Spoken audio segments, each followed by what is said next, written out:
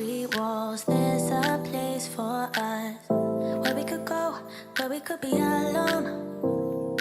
Between city lights, we don't have to hide. I wanna go, do you wanna follow? There's something in the air, I can't explain it, but it's there. Ain't nobody gonna find us in our secret love affair. I don't wanna have to hide no more, it shouldn't be unfair. I wanna go, and I wanna know, do you wanna follow? Baby, do you wanna follow? Come with me, do you wanna follow? Baby, can't you see that? I wanna go, and I wanna know, do you wanna follow? Baby, do you wanna follow? Come with me, do you wanna follow? Baby, can't you see that? I wanna go, and I wanna know, do you wanna follow? I can't understand why we can't hold hands, but they don't know what we have is real love. Aren't you sick and tired of having to hide? I know a place, do you wanna follow? There's something in the air, I can't explain it, but it's there. Ain't nobody gonna find us in our secret love affair. I don't wanna have to hide no more, it shouldn't be unfair. I wanna go, and I wanna know, do you wanna follow? Baby, do you wanna follow? Come with me, do you wanna follow? Baby, can't you see that? I wanna go, and I wanna know, do you wanna follow?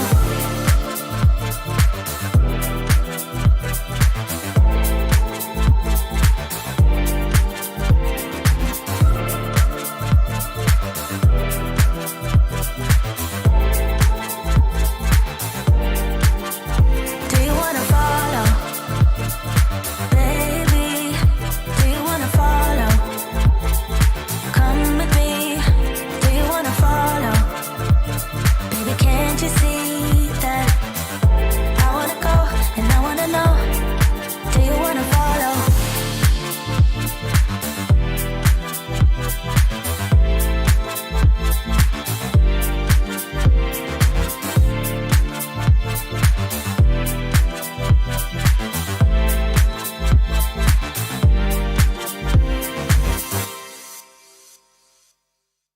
What's up, everybody? It is Monday night. It's 8 p.m. and it is time to stream. It's time for me to get on the internet and answer your questions for about 2 hours. So pretty much like I do the whole rest of the day. How's everybody doing? What's up, Albuquerque FPV arborist? Always good to see you from Albuquerque. 507RC is here in the chat.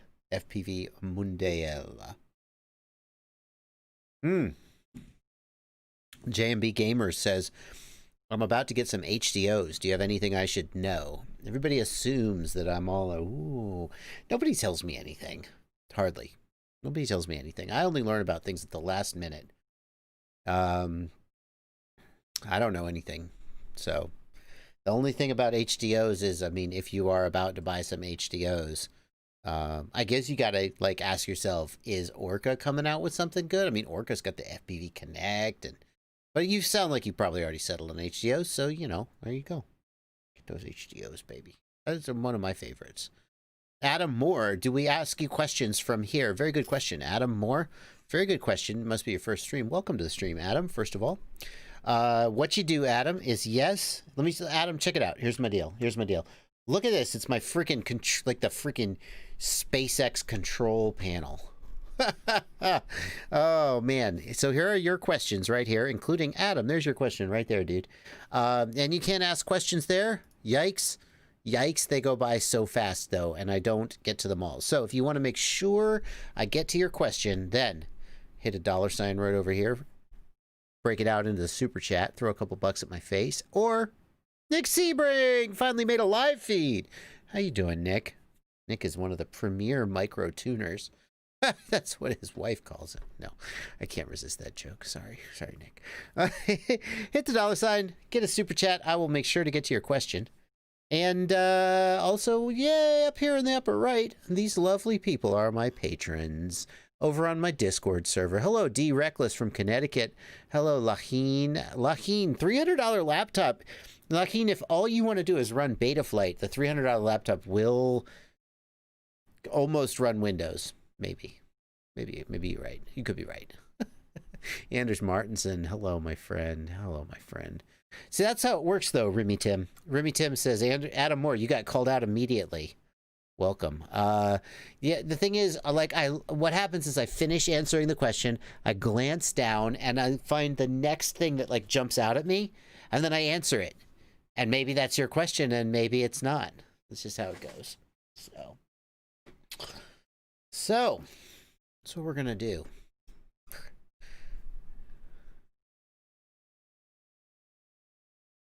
Am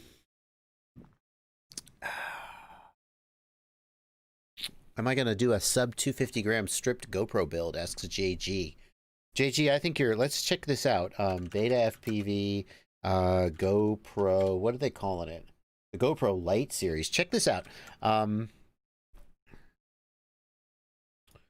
Check this out. Look what Beta FPV have done.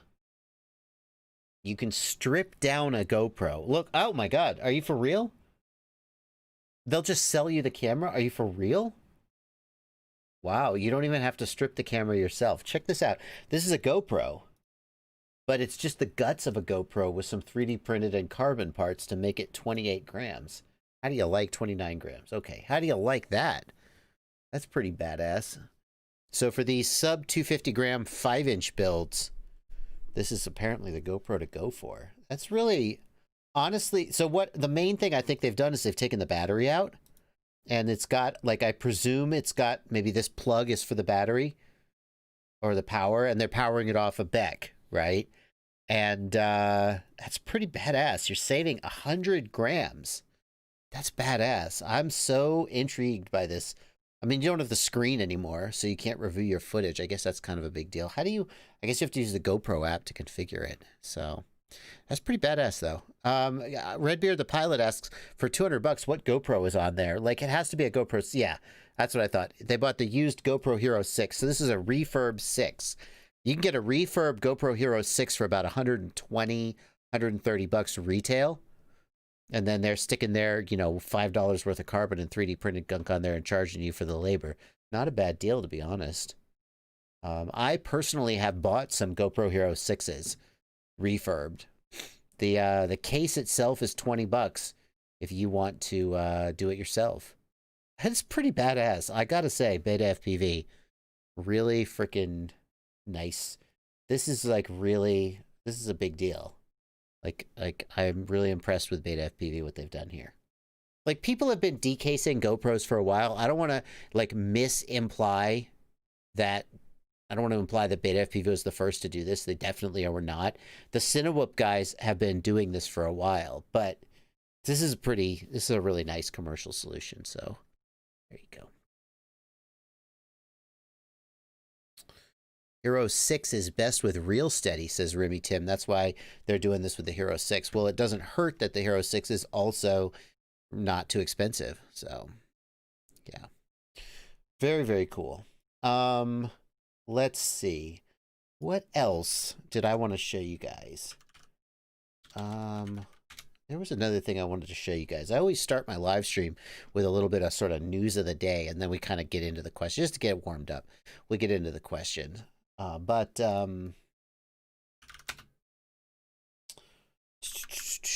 gotta find this thing that I want to show you guys. I had it ready to go, but then I lost it. So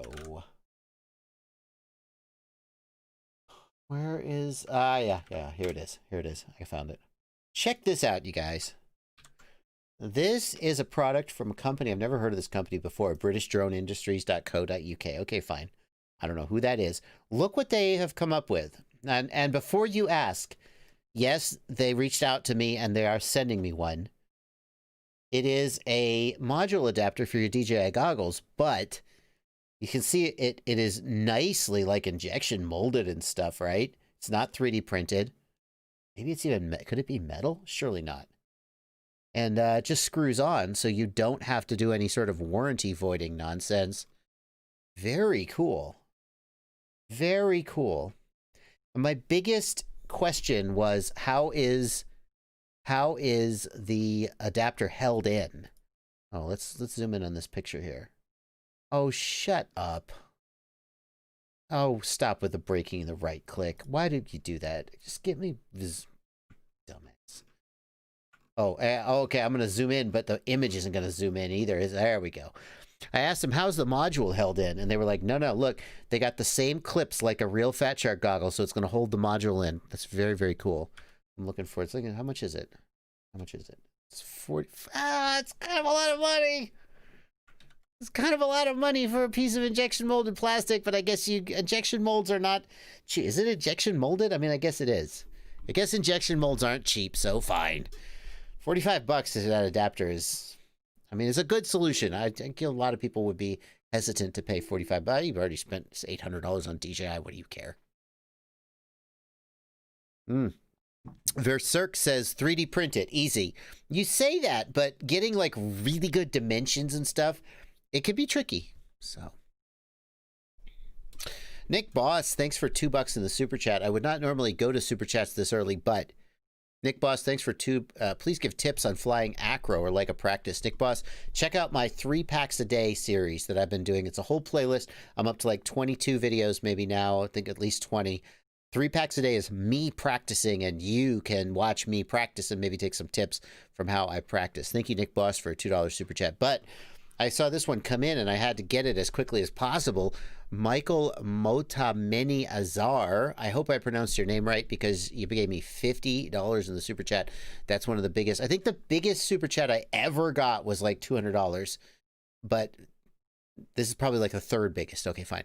That's a big super chat. Thank you so much, Michael. It's not even a question. Just thank you for your support. I really appreciate it. Okay. Let's see here. All right. Other news of the day. I'm going to give you a little bit more news of the day, and the news relates to the Jumper T6. No, sorry, the Radio Master TX16S. And the big question with these radios is, there's 2 big questions. One is, how are the specs? And they've pretty much figured out the specs. The specs are pretty good. The other question is, how is the build quality? And I have started working on my review of the Radio Master, and I gotta say, I am I'm not blown away by the build quality so far. Now, I'm just one man with just one radio, and that is the challenge. Because if I get a radio and it's perfect, well, it doesn't necessarily mean everybody else is going to be good. Point in case. I first got my Jumper T16 around May of 2019, maybe even a little earlier. And it wasn't until October that I said, okay, this is reliable. It's good enough. I'm going to make it my daily driver. And then in December of 2019, roughly January of 2020, the ribbon cable thing happened, and then like a huge percent of the radios ever since then have had ribbon cable problems. And I was like, well, crap, that sucks. I got a good one. What can you do? Side note, if you have a Jumper T16 with ribbon cable problems, Jumper is a T-Mac, who is a guy who's been making a ton of Jumper content over on the Jumper Facebook group. T-Mac announced that Jumper will be giving upgraded ribbon cables, whatever that means, better ribbon cables. They'll be sending them for free. All you have to do is ask. Email support@jumperxyz.com. If you have a Jumper with messed up ribbon cables, email them and say, "Hi, send me better ribbon cables." You still gotta replace them, but License to Drive says the T16 ribbon cable issue started a year ago for some people. I don't know about that, License. I mean, I respect you. I know you've done a lot of research on this as well. I know there were like a few people who had stuck button. I actually had a stuck button problem on my very first T16. I know there were like scattered cases of stuck button. But then in December 2019, or right around Chinese New Year, like suddenly there were so many people with problems with the ribbon cables. So it felt like it just really ramped up. Regardless, going back to the Radio Master, full review of the Radio Master coming soon on my channel. But when I first got it, there was a problem with the front panel. It was popped. You saw on my Instagram, maybe. I posted a picture of it. Then the scroll wheel was sticking. When you click the button, it was sticking. So I opened up the scroll wheel and I fiddled with the circuit board to see if I could get that to stop sticking. And the sys button, so yeah, this will all be in the video, but the actual button has a little prong on the back of it that pushes the actual electrical button on the circuit board, right? The button that you touch with your finger pushes a little button on a circuit board. And there's actually a 3D printed foot that's stuck on there that bridges the gap, and the foot is too big on mine. The takeaway is that on my radio, when I put that circuit board all the way down, the button is pressed all the way, and I had to like put a little washer in it to shim it out so the button would work right.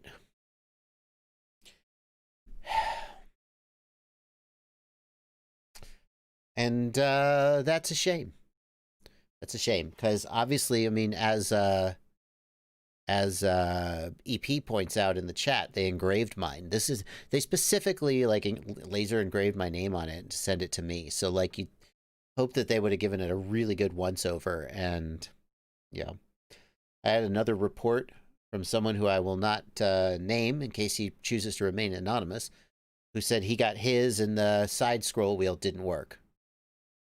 So the initial, I don't know.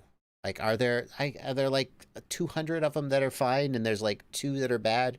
I don't know. But so far I'm not impressed. And like, now that I've opened mine up and fiddled with it, I guess it's fine. And I mean, for the price, it's a pretty good deal. Like, if I had spent 130, 140, whatever bucks on this Radio Master, and I got it and the button was stuck, and I, like, opened it up and was like, oh, I just put a washer in here, it'll be okay. Then I have a great radio. Like, I'm not mad about that, but not everybody feels that way. So, RC Flyer says, yeah, that's why a Spectrum IX12 or a Futaba T16 SZ costs 600 bucks. Yep, you just have to decide. I mean, I feel like there's a lot of people out there who are more than willing to take a chance on a $130, $160 radio.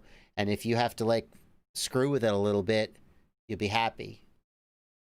But then the Tango 2 Pro, as WinFPV points out, the Tango 2 Pro is the same price as the Jumper. Is much better quality.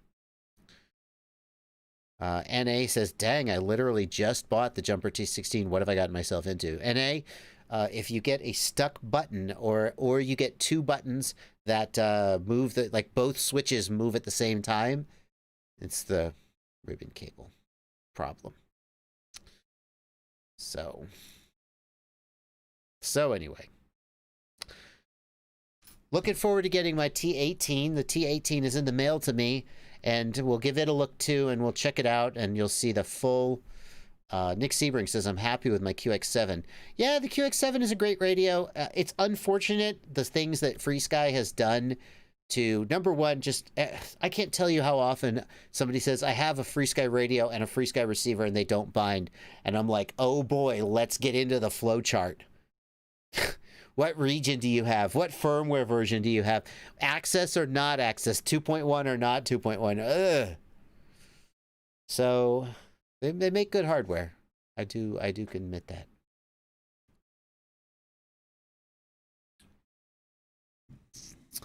Anyway. All right. So since you guys tune in for the live stream, I thought I would give you a little preview of my experience with the TX16S, the Radio Master.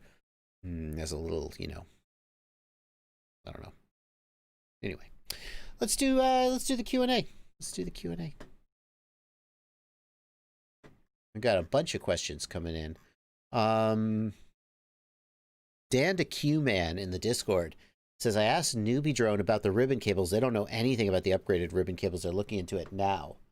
Yeah. So what I would suggest you do is, by the way, look at my badass new picture. Can I just share it? Hang on. Look at my badass new picture. Come on. Come on. Okay. Moving on. If you go to the Jumper T16 community and then just search for, let's say we search for ribbon, and then here we go, a post. I'll post a link to this post in the, come on. How about right here? I'll paste a link to this in the chat. And I'll paste a link to this in the Discord. T-Mac is a YouTuber, has been very close in contact with Jumper, and says Jumper is working with a new supplier to develop and test customized cables, which they will ship to you for free if you contact them at support@jumperrc.com with the information they've requested below. Here's an email from Jumper to T-Mac. So that's where I got this information. They may not have made a wider announcement of it, but you can share that with Newbie Drone or whoever, and it would be amazing if Jumper would ship, you know, like 500 of these to like Newbie Drone, so Newbie Drone could be a local distributor in the United States. That would be fantastic. Regardless, if you have a Jumper with, I mean, I will say this, Jumper has always done a really good job of standing behind their product. You might say, wish that they had made a better product to start with. But they have done a good job of standing behind it, and that is something to say for that. Alrighty. Oh, hello. Oh, that's cute. Look what we got here. Look what one of my patrons, he's watching. Is this in your car? Look, you're in your car. Yeah. Oh, your truck. Oh, you must drive a semi. You must drive a semi. There we go. Watching in the truck. Very nice. Very nice. Okay. Kartik Nadar wants to know, what KV and size motors for a 7-inch quad for a cinematic Mavic-like feel? Yeah. So if you're going for a Mavic-like feel, I'm going to guess you want longer flight time and less power. So I probably would suggest you lower the KV. On 4S, I would have you looking at something like 2000 kV, maybe even a little lower than that, maybe 1900. In other words, you could get some 6S motors, like 1750 kV or something, and run them on 4S with 7-inch props. And you wouldn't have a lot of power, but maybe that's what you're going for. As far as motor size goes, I feel like you can get good performance out of like a 2306 motor on 7-inch props. Many people would feel that that is too small for 7-inch props, but you only really need the torque and responsiveness of a larger motor if you're going for like freestyle responsiveness. If what you want is cinematic smoothness, I don't actually think you need much bigger motors for 7-inch than like 2306 or 2207. Now, as Tweak FPV points out, you certainly could go for like a 2806.5, 1350 kV on 6S. Absolutely. The larger motors, they will have an effect even if you're doing cinematic stuff. But I don't think you need the larger motors. So. Dia Don in the chat wants to know, can you answer this simple question? If you want to go from 3S to 4S, do I have to raise or lower the PIDs? Usually when you go to a higher voltage, you lower the P and D gain, assuming that you keep the motor KV the same.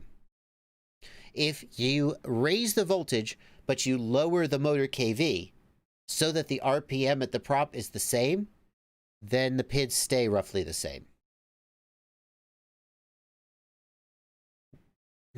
There's a question from Travis Cook about the Betaflight RPM filter warning. If you've got a Betaflight arming status code of RPM filter, what that is supposed to mean is that you're using RPM filtering and the ESC telemetry is not working. But people running the Betaflight release candidates have been reporting that they're getting the RPM filter warning. And I've seen this in my messages a couple times, where even though you have 0% errors and it just seems like RPM filtering is working perfectly, you still have the RPM filter warning. In fact, I think I remember, I'm not 100% sure, but I think I remember seeing a case where a person had RPM filtering disabled and was still getting the RPM filter warning. So there may be a bug in the release candidate related to the RPM filter warning. It's supposed to mean that you have RPM filtering turned on, but ESC telemetry isn't working. But I think there's something else going on.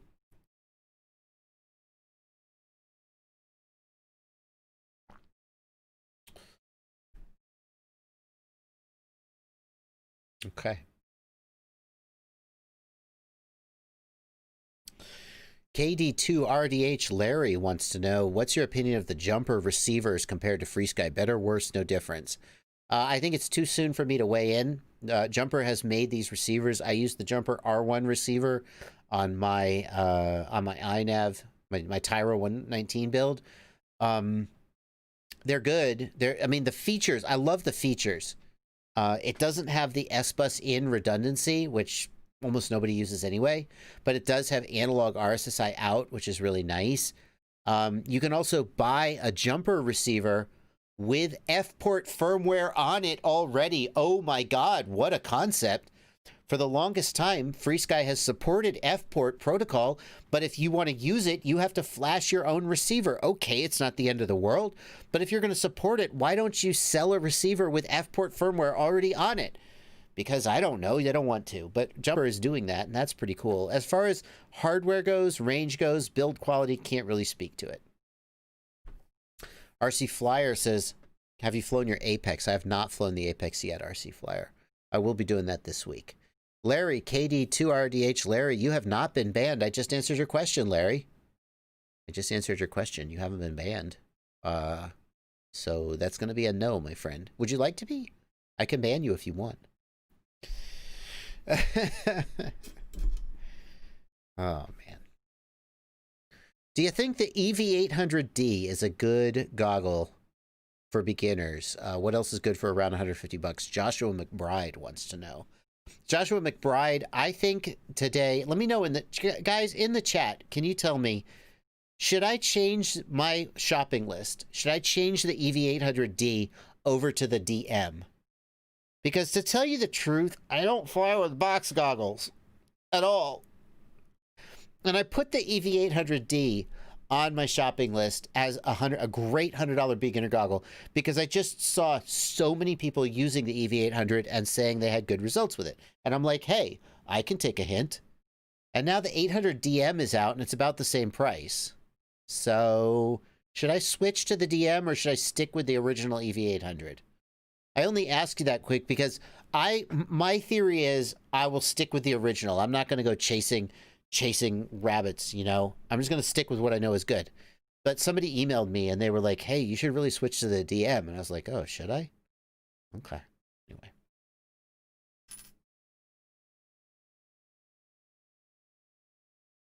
Omar Elu wants to know, is it worth doing the TBS Crossfire mod for QX7?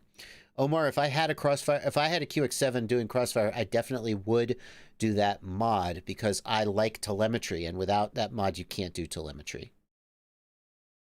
Cement Kid says, why switch? Just add the second goggle. I try to keep my shopping list very succinct, the opposite of me. So if there's two goggles that are almost the same, at the same price point, I'm not going to have both of them because I don't want to confuse people. Remember when you first got into the hobby, how confusing it was, like trying to figure out what's the difference between these two products? So I'm going to pick one and stick with it. Michael Honeychuck is right. The FXT Viper is another good goggle at about 160 bucks. Definitely worth it. Daniel Siddiqui, best FCC compliant FPV system. Daniel, if you mean part 15, like you don't need a ham license, then DJI is the only, there aren't any other part 15 compliant ones. There aren't. All of the analog video transmitters require a ham license to use legally in the United States. Yeah. Microstone says, what is your worst fail in your FPV career? I will tell this story, even though this is not my fail, because it's a hilarious story. And since no one got hurt, it's okay to laugh. This is not my story, and I'm not going to out the person whose story it is, because after this happened, we both looked at each other and said, we will never tell anyone about this ever. But now I'm going to tell you, just you, 428 viewers. The worst fail in FPV ever. We were out with a person who was an experienced DJI pilot.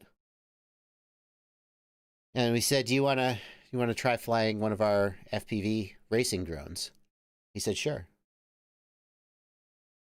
And I don't know what everyone was thinking, but just handed him the controller and put the goggles on his face. And he's like, which one's the throttle? And we're like, okay, raise the throttle slowly, you know. And then all of a sudden he goes like this. He goes, Bwah! Straight up into the air at full throttle. And he starts going like this. And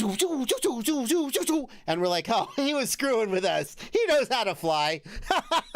And then we realized he didn't know how to fly at all. He had never, we thought, you know, oh, he's probably flown a racing drone before. He had never flown a racing drone before. And he did with the throttle what you would do with a DJI, which is you would go to half throttle and then push up all the way. And with a DJI, when you push up all the way, it goes. And then he starts trying to fly it, but he's never flown in acro mode before. So at full throttle, he's going off into the horizon towards the highway. And the other people, this was not my quad. I was an innocent bystander, thank God. The person whose quad it was like grabbing the controller from his hands, trying to get signal back in his goggles, trying to fly it back, trying to make it not land on the highway. It crashes. It gets recovered. We looked at each other and we said, we'll never speak of this again. I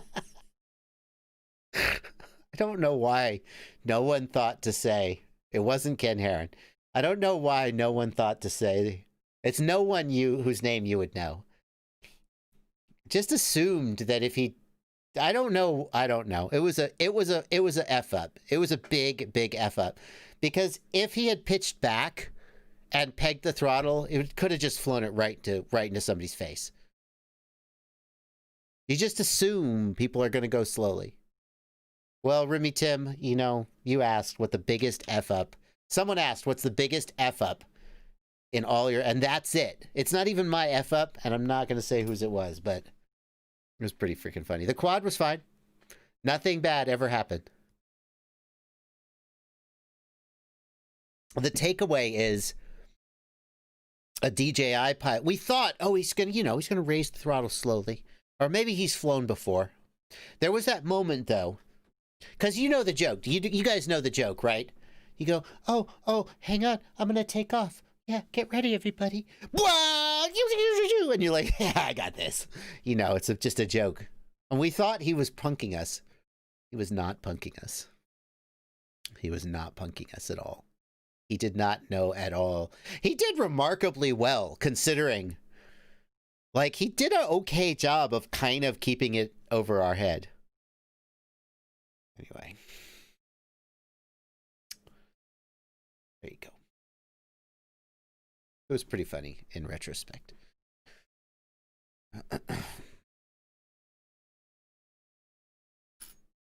Thank you for giving me the opportunity to tell that story. Me personally, what's the biggest F up I personally have ever had?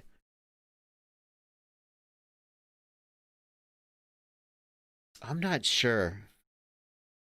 I can't think of a time when I have. I'll tell you, I know it. I know my personal, again, nothing bad happened. It was a close call, though. We were flying at a park. A big bunch of us was flying at a park. I was the last one to leave. So the guy who was spotting for me was like, okay, I'm out of here. And I was like, okay, I got one more pack. I flew one more pack. And as I came over the top of a gazebo, there was a jogger. I had not seen her come in. And it was such a last minute thing that if I had been on a trajectory to hit her, there was no way I would have just hit her. Thankfully, I was not. I landed immediately. I went over. I was like, "Hey, sorry about that." It was a little, and she had no idea anything had happened. But it was a real eye opener for me because, like, I seriously, by the time I saw her, I would have hit her. Just dumb luck that I had missed her. And I thought, oh, geez, I'm going to be a lot more careful from now on. So, yeah. Anyway. Thank you, Marcelo Sonoda, for a $10 super chat. Thanks so much for everything you've done for us. How do I get longer range on my quads? Marcelo, for control, longer range is by crossfire. That's it. With 2.4 gigahertz control, you can get a certain amount of range. You can push it a little bit, but there's only so much you can do. When you buy crossfire, you just have so much range, you don't even need to think about it anymore for the most part. And then as far as video goes, you want a high quality, high power video transmitter like 800 milliwatts or a watt. You want a good quality one like a TBS Unify. You can't go wrong. Or I like Rush Tank as a good one as well. And good antennas, like high quality antennas. And you do all right. Yep. The other thing with longer range is, as far as the video goes, the beginners don't realize how much pro pilots fly through analog breakup. When beginners see DVR from pros, a lot of times they are like, wow, that looks like crap. How do you even see where you're going? And the pro is like, I'm using the force. Okay. So you're like, a lot of times the difference between a beginner and a pro is not like the video transmitter they have. It's just the pro keeps going after the signal gets crappy and somehow flies through it.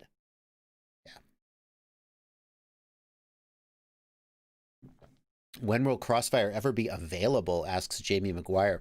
Jamie, Crossfire was in stock at a couple stores just recently. I posted on my Facebook page actually that it was in stock. It has come into stock in a couple places.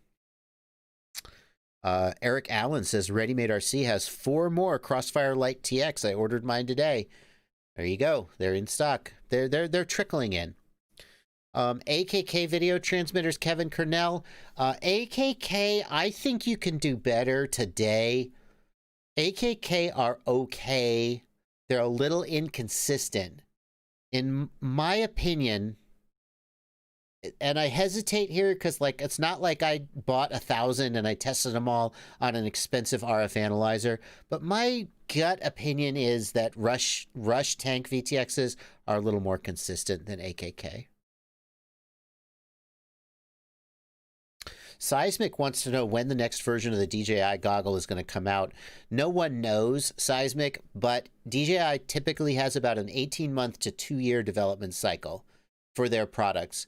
If you assume that it's going to be the same for the DJI goggles, then the March-April timeframe would be when the next version of the DJI goggles would come out. However, given all that's gone on in the world with the pandemic and supply disruptions and so forth, that seems like it might be optimistic. So I think that I don't know, but it seems like if you just try to read the tea leaves, the next version of DJI is they're still doing firmware updates, but as far as a hardware update, it doesn't seem like it. It seems like the March 2021 timeframe is like the earliest you would even think about seeing it, and maybe newer. You should really bug David Skadoosh because he has all the skinny, right, David? Oh. Sorry about that, Skadoosh. So he really outed himself. Earlier, or on an earlier live stream, I said, I thought I heard a rumor about a certain thing. Where did I see that? And Skadoosh I was like, did I hear it from Skadoosh? And Skadoosh was like, yeah, I sent that to you in a private message. I was like, you could have just denied that you sent it. Anyway. Well, 507RC, I hope that DJI just keeps releasing updated firmware and doesn't release any new hardware so that we can keep benefiting. WTFPV says, what's the most damage you've done in a crash? You know, I can't think of a time when I've crashed into anything expensive. like a car or something. I hit my van once, but wherever I hit it, it didn't do any visible damage. I think it must have been like the wheel or something. I can't think of a time when I've crashed into anything serious, though. I mean, I've broken quads. Excuse me. Wannabe FPV says, what's a good flight controller for my new 7-inch if I want to make it an iNav quad with all the bells and whistles? The good news is, Wannabe, any iNav compatible flight controller should be able to do okay for you. Brain FPV, excuse me, wow, sorry guys. Brain FPV supports iNav. Brain FPV Radix is certainly a good flight controller. Damn.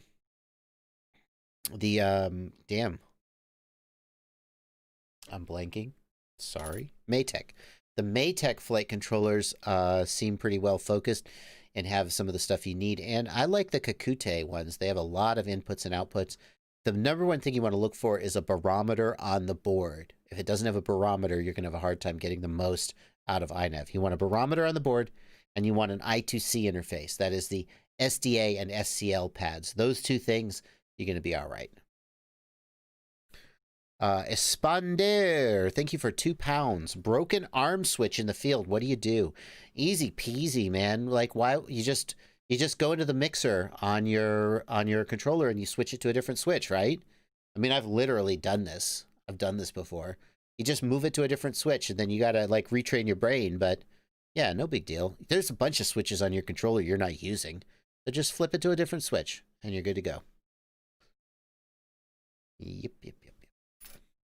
Yeah, change it in OpenTX. Easy peasy.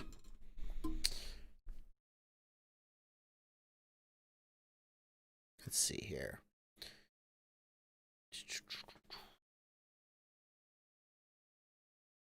What's the best DJI antenna configuration for long range? That's a good question, Scorns. I mean, the big question is, do you need 4 patch antennas, or can you do with a combo Omni and patch? I don't actually know the answer. RC Shim did a great test.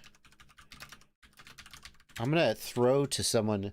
I'm not too proud to acknowledge when someone's done work better than me or before me. And this is a video from RC Shim where he tested a bunch of DJI antennas in various configurations. If you are interested in getting the most possible range out of your DJI, that is what I would suggest you check out. Scorns, I'm going to paste that in the Discord for you, and I'm going to paste that here in the live stream chat as well. I don't think you could go wrong. WinFPV, I don't think you can go wrong with the Vaz Cyclops.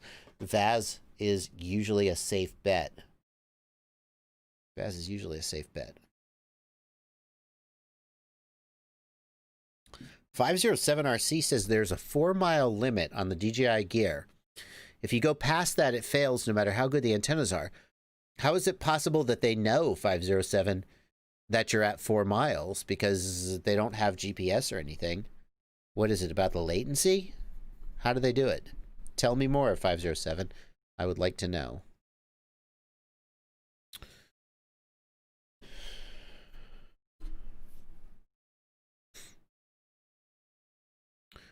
Mike Bergman says, I'm curious what Tom Smith's worst screw-up has ever been. I'm sure worse than mine. He is way more adventuresome than I am.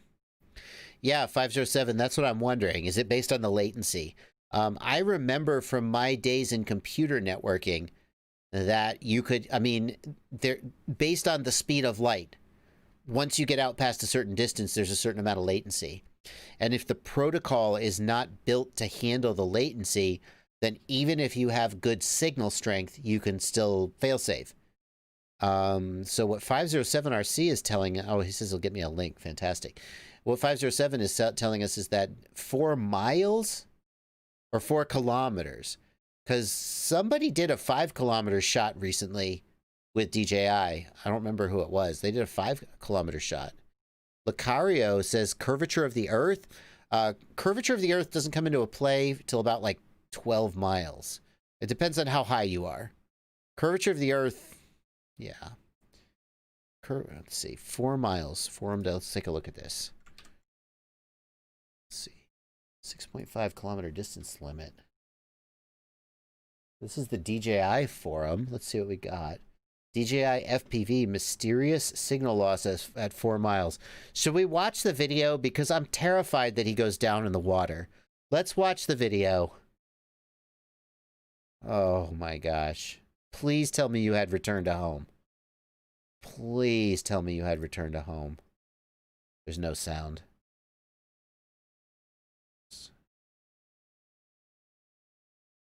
Oh, is it flying home? It seems like it's turning around. Oh, good. He doesn't. This isn't a multi-rotor either. This looks like a wing. Yeah, okay. Mysterious signal loss at 4 miles. Let's see. Even at 1200 milliwatts, Mach distance 4 miles. Others have verified this limit, regardless of power or antenna gain. Bitrate tanks right at 4 miles. Interesting.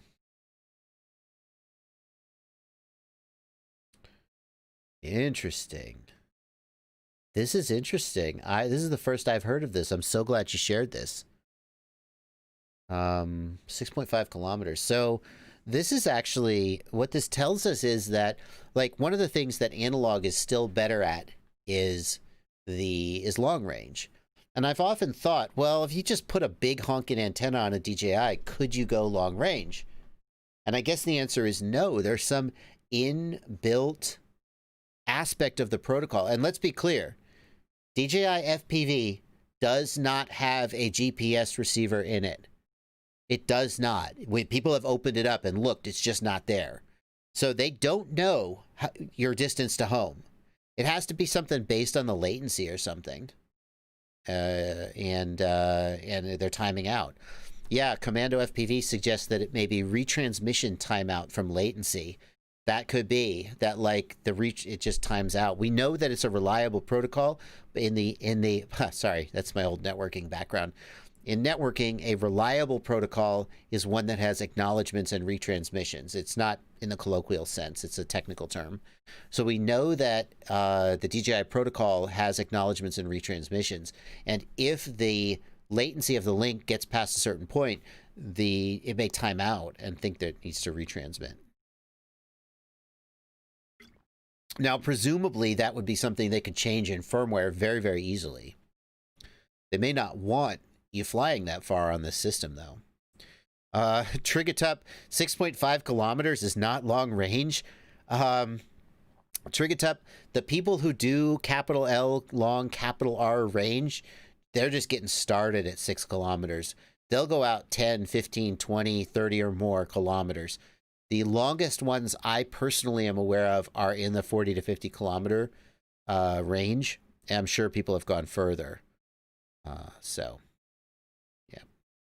Travis Cook, I answered that question about RPM filter earlier in the stream. Sorry if you missed it. But, yeah. We know that DJI can do more. Like, other DJI drones have longer range than this. So we know that they can do it. They just didn't. Yeah. Chris Tuttle, thank you for $5 in the super chat. I watched the building a 2400 watt bench supply video. Did you research or consider how to hack it to allow adjustment of the current or voltage? No, I didn't, Chris. I was happy with the results, and I couldn't find any ways to, like, raise the voltage or anything for that particular PSU. And so I'm just happy with what I got. Sorry about that, Travis. Unfortunately, it may be hard to find, but yeah. The short version, Travis, is RPM filter may be related to a bug in Betaflight 4.2 release candidate, because we're seeing our RPM filter warning at times when people aren't even using their RPM filter. So I'm not really sure about that. Can FreeSky do 3 kilometers? Yeetman III asks. I personally have gone out like 1.5 kilometers in the desert with FreeSky, and I think I could have gone further. I believe under the right conditions, FreeSky could do 3 kilometers, and certainly if you had like a directional antenna, you could easily do 3 kilometers on FreeSky. Yeah. What do you do for an ESC flight controller combo under $60? Asks Caleb Stefanakos. Caleb, I think one of the best value is the diatone. There's a diatone for like $45. You get a flight controller and an ESC. I kind of don't know how they can do that, and I'm kind of suspicious. But diatone has a decent reputation, and for like $45, flight controller and ESC is not bad. Jay Larson in the Discord wants to know, how long can my nickel metal hydride battery stay fully charged in my QX7? Any issues like a LiPo? Jay Larson, here, I don't worry about that for my transmitter packs. And the reason is that the primary effect of leaving your pack fully charged is an increase in internal resistance.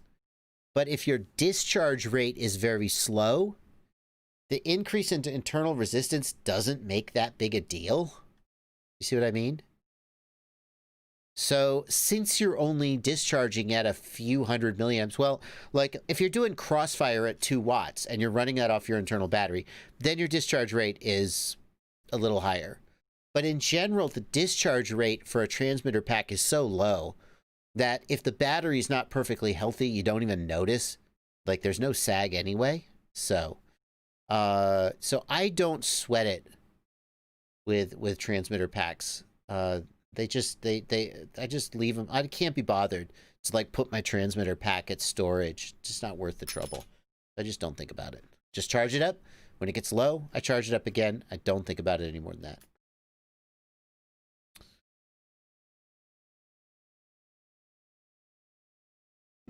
Ezekiel 1974 wants to know if the H7 flight controller is the future of FPV.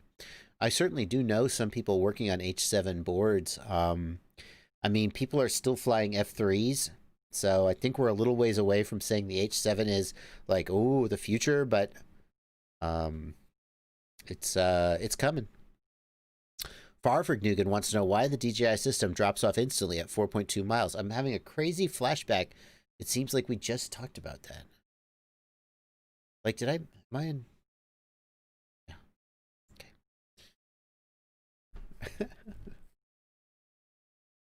No one knows why. Yeah, 507 is correct. No one knows why. One of the interesting things that's coming with H7 flight controllers is that the H7 flight controller has the ability to do some audio and video processing. So it can do the OSD built in the microprocessor. You don't need a separate chip for that. That's pretty cool. Hockey Outticken wants to know if I've ever been abroad to FPV. Have I been overseas for an FPV trip? I've been to China. I did FPV in China for a while. That was fun. Fat Shark had me out. I don't like to travel mostly. Mostly I don't really like to travel. So where would I love to go? I'll tell you where I would love to go, and I'm going to tell you the truth. And if I don't name your name, don't be insulted, please. You're beautiful. You're wonderful. I would love to visit you. I wouldn't. I don't like to travel. But what I would love, if I ever did get off my ass and go travel somewhere, I would love to visit Stickman. I think he's in Australia. If you don't know who Stickman is, he makes amazing FPV movies, just these really great works of art. And I've often thought, go. I'm never going to go to Australia and visit him. Not that he's invited me.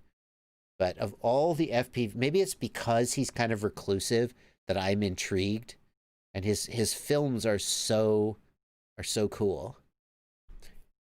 Like I'm just like, who is this guy? What's going on in there? It would be more about just getting to meet him and find out what his deal is than about going to fly somewhere. Iceland. Yeah, Iceland would be cool if you could get permission to fly anywhere. It says 507RC. Yeah. The Free Sky Mini OSD, is that the future? No one really knows what the future is. So, no one knows. It's coming too. Logan Loagancroft says, is there a way to have a ground station with the DJI FPV system? Not really. The DJI goggles don't output HDMI unless you have the $700 DJI smart controller. So yeah, that's your answer.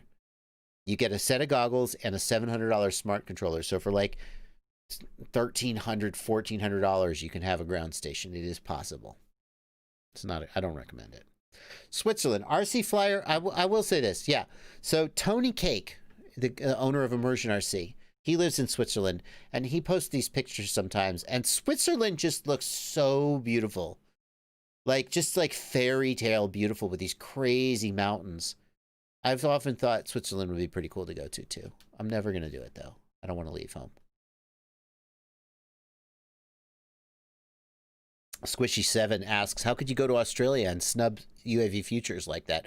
If I went to Australia to visit Stickman, I would also visit Stu. Because, like, how far away could it be? How big is Australia, right? No. Yeah.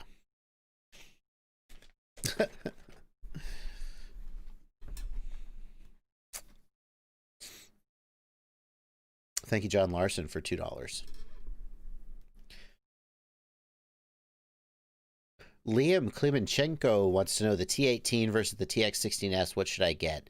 Liam, I haven't got my T18 yet. I do have my TX16S, and I have already, in my first hour of owning it, opened it up and done some fiddling because I like had a sticky button, and so I'm not blown away with my first impression of the build quality on the TX16. Like, it's fully functional and I like it, but I had to open it up and I had to, like, loosen a screw here and put a little washer in here to shim out one of the buttons because it was sticking. And I'm just like, ugh. So, I would love for the T18 to be flawless. Yeah. Matthew Lowe wants to know, what range would you expect from a TBS Unify Pro Race Edition on 200 milliwatts with a TrueD module? I'm getting 150 meters before breaking up. You didn't tell me what antennas you had, did you? Matthew Lowe. Kind of need to know the antennas. 150 meters at 200 milliwatts. That feels low to me, but not like something's broken insanely low. That's what I would say. It feels low. Something isn't quite right. I would expect you to go further. Part of the problem is I don't know what antennas you're using. And part of the problem is I don't know what you consider to be, oh my God, turnaround breakup. Mad Max FPV says, I get more than 150 milliwatts with 25 milliwatt. It's true. So do I. I would expect you to get more than that on 200 milliwatts. It depends on your tolerance, though, for breakup.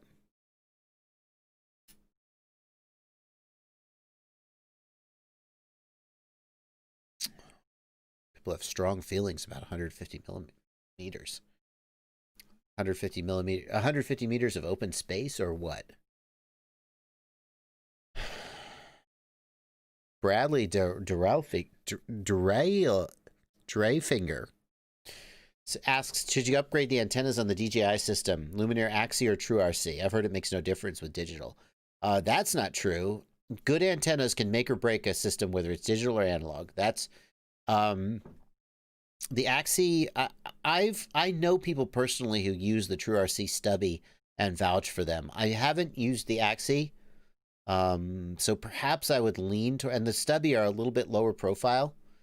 They say that you can put the stubby back in your backpack or whatever without taking the antennas off, which is kind of a big deal for me. I like that a lot. I would probably go for the True RC stubby. What's the cheapest 5-inch quad that you recommend? Asks Lynn Watkins. Lynn Watkins, I feel like the iFlight Sedora SL5E at $200 is hard to beat. It's a pretty decent quad. For $200, you're getting decent parts. I actually added up the price of the parts on the Sedora, and it would cost you like $225 to buy separately all the parts on the Sedora SL5E. So you actually are saving money by buying the Bind and Fly quad, which I don't know how that's possible. So Michael Schmelzer says, don't buy a GoPro. The DJI Osmo is on sale for under $300 on DJI.com. Michael, I'm not sure I would trade an Osmo for a GoPro because of the field of view on the Osmo. The field of view on the Osmo is smaller. It's okay for like chasing cars maybe, or chasing like a skateboarder. It's okay for cinematic style flying, but for FPV, you need a wide field of view like Super View. So I personally wouldn't switch to the Osmo as my primary camera. If you do a lot of cinematic stuff, maybe. But then you can't use Real Steady Go, can you? Because it's not compatible with the Osmo, and those cinematic guys do love their Real Steady. Nathan Taylor, thank you for $2 in the super chat. Can static electricity fry a MOSFET? Yes. 100% yes. That's the #1 way MOSFETs die, in fact. The MOSFETs are particularly susceptible to static electricity. I don't know why. I just vaguely remember from the days when I was doing Arduino electrical hacking, MOSFETs are very sensitive to static electricity. So yes, they totally can. So UAV Tech is here. Hello, UAV Tech. Very glad to see you here anytime you come out, my friend. The guy when it comes to black box analysis and Betaflight, but not the only one. But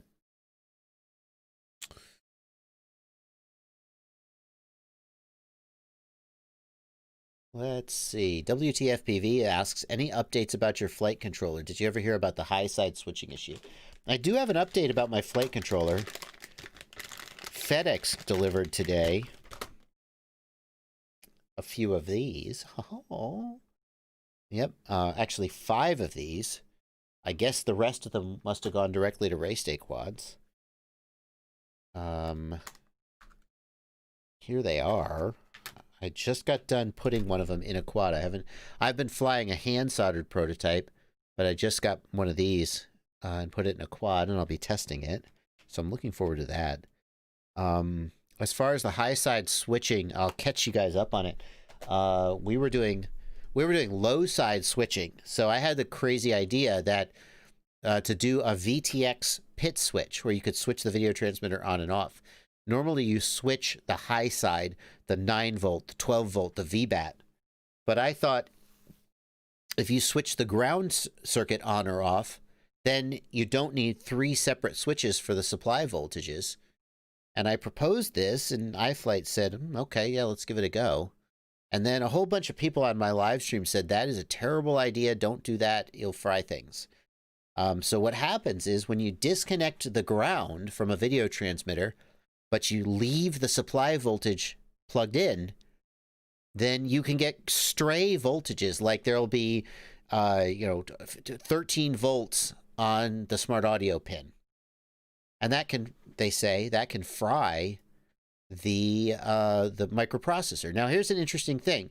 For like the 3 people who care about this issue, sorry, everyone else who's bored, we did some tests, and what we did was I left the video transmitter plugged in with the ground disconnected and 13 volts on the UART pin going into the flight controller, going into the microprocessor, the MCU, the F7, which the maximum rated voltage is like 4 volts or something. And after like 18 hours of having like 13 volts applied to the pin, I came back the next morning and it was fine. And iFlight did some tests too. As far as we can tell, there is no damage from the low side switching, but because it's just clear that even if we were to get away with it, it's just clear that this is not good practice.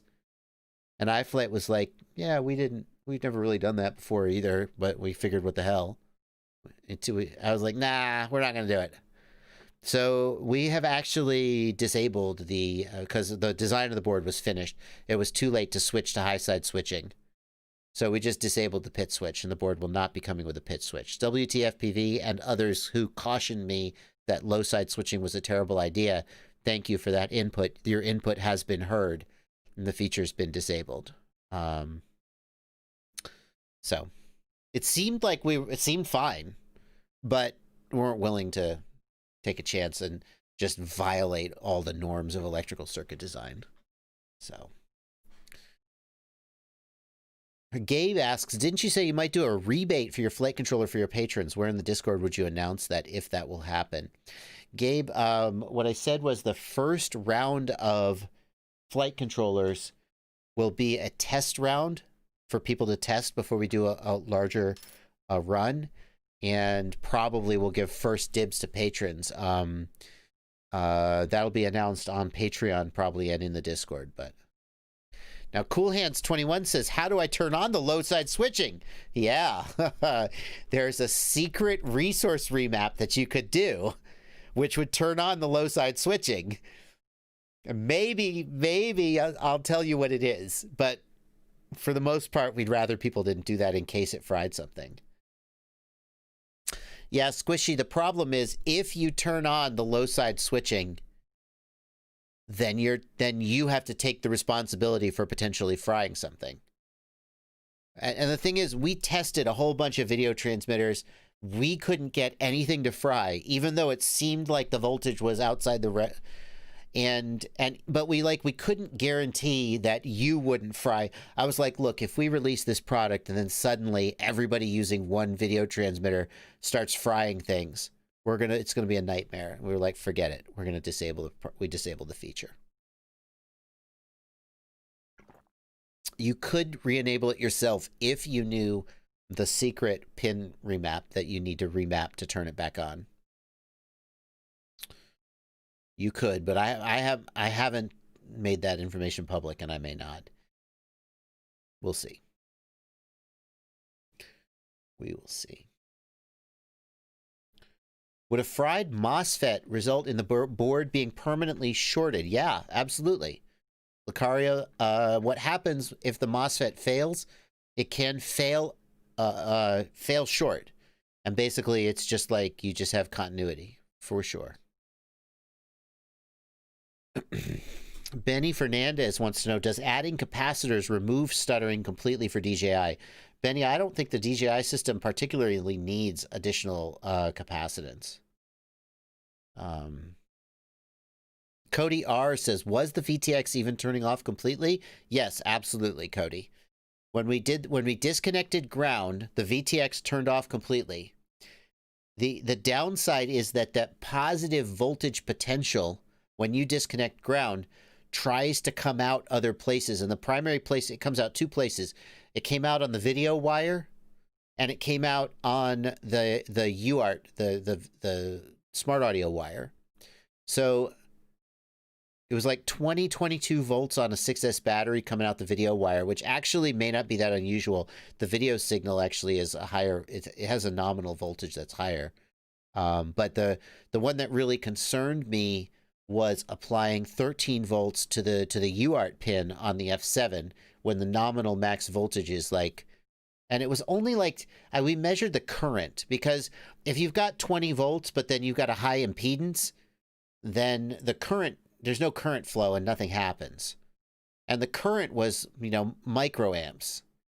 And that's why, I think that's why we didn't actually fry anything, because the impedance on the UART was high enough that there was no current flow. But I'm just not willing to release a product that intentionally puts an out-of-range voltage somewhere where the datasheet says it shouldn't be. So we disabled that feature. Okay, lots of talking about low-side switching.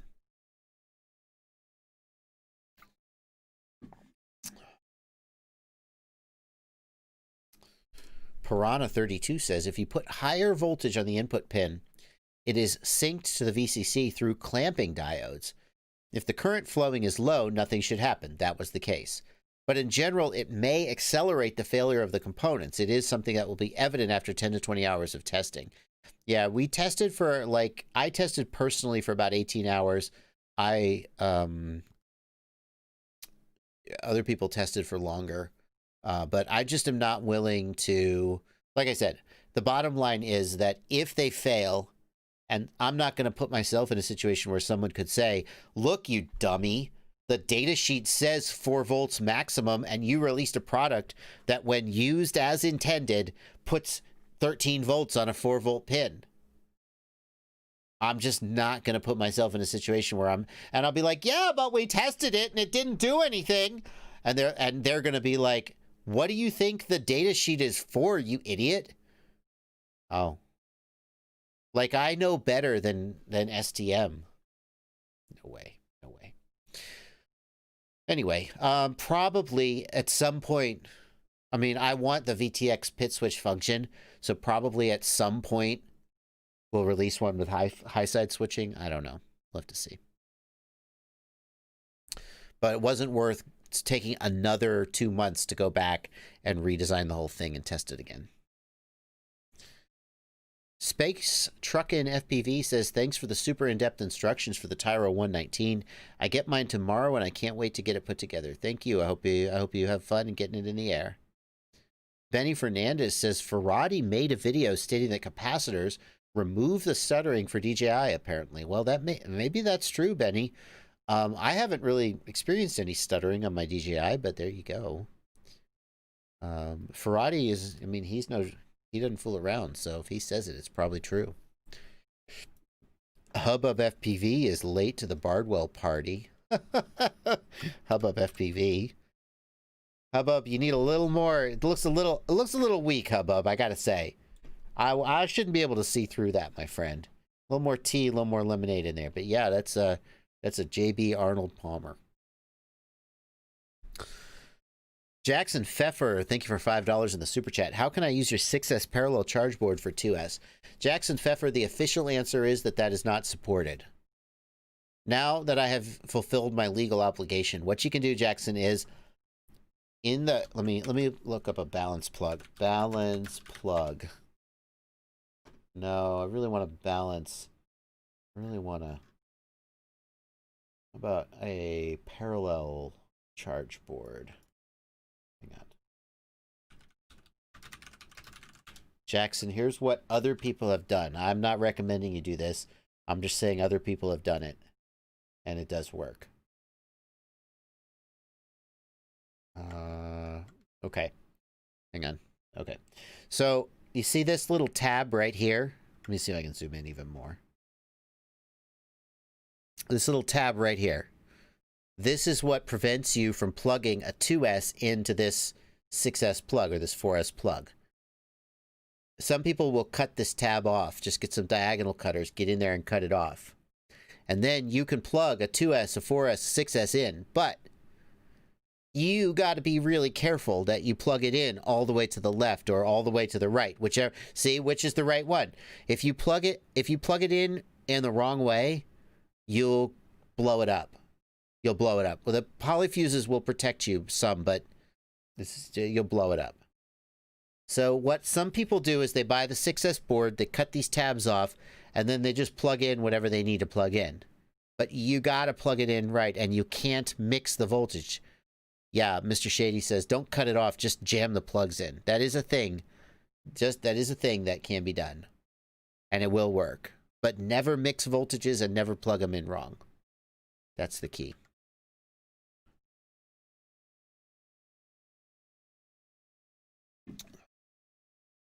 JLo Man says, why does my OSD vanish on punch-outs? JLo Man, the answer is that there's electrical noise from your ESCs, and that is messing with the sync pulses that are used by the OSD chip to know when to draw the OSD. Ciati says, I thought you plug them in as far left as possible. Yeah, that depends on the design of the board. You should check that before you start screwing around like that. So, JLo Man, it could be a ground loop. It's true. 507RC suggests that it could be a ground loop. It could just be electrical noise. The number one thing you could do is move the ground wire for the camera and the VTX to the exact same location. That's a thing that could work.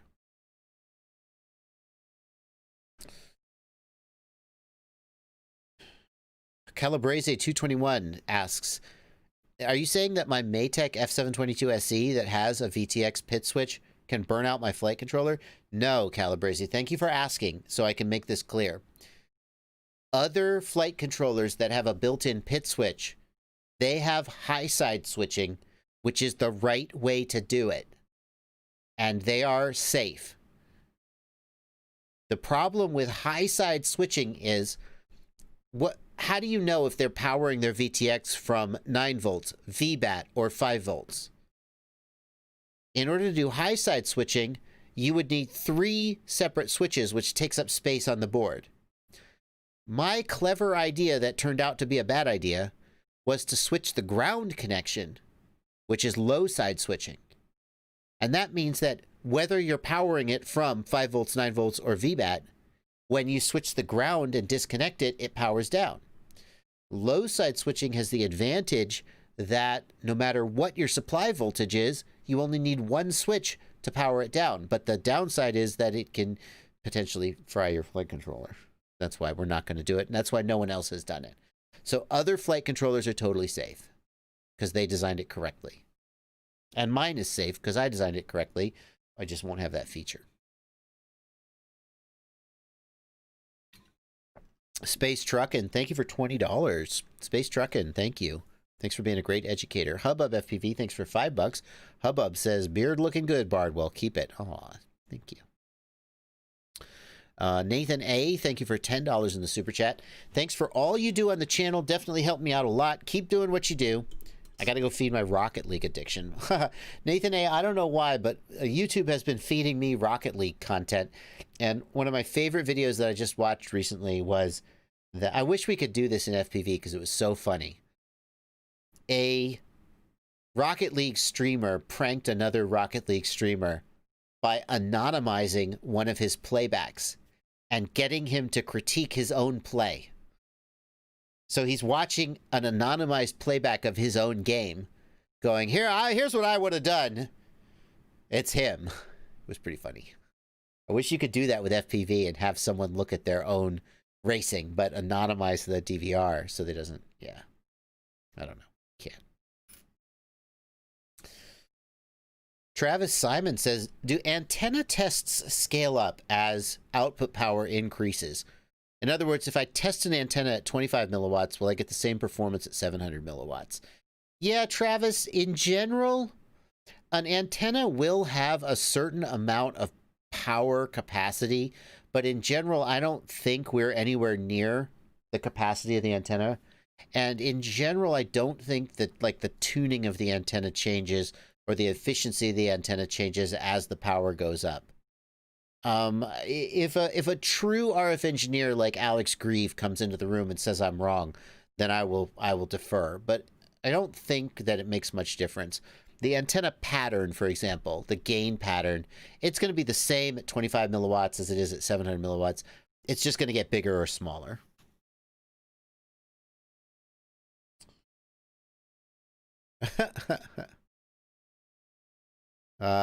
Joshua McBride, just noticed you have only 1 background light on tonight. No, I thought there were too many. When I had both of those lights on, it was too bright. I like to have that light back there just to not have a dead space behind me. But for live streams, I only turn 1 of those lights on. Yeah. Let's see. Let's see here.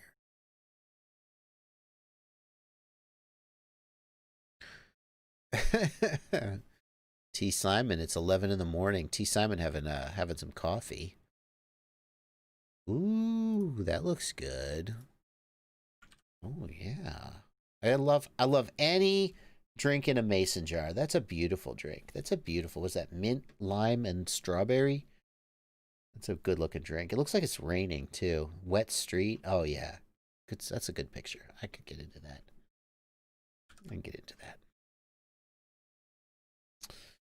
Justin French, thank you for $5 in the super chat.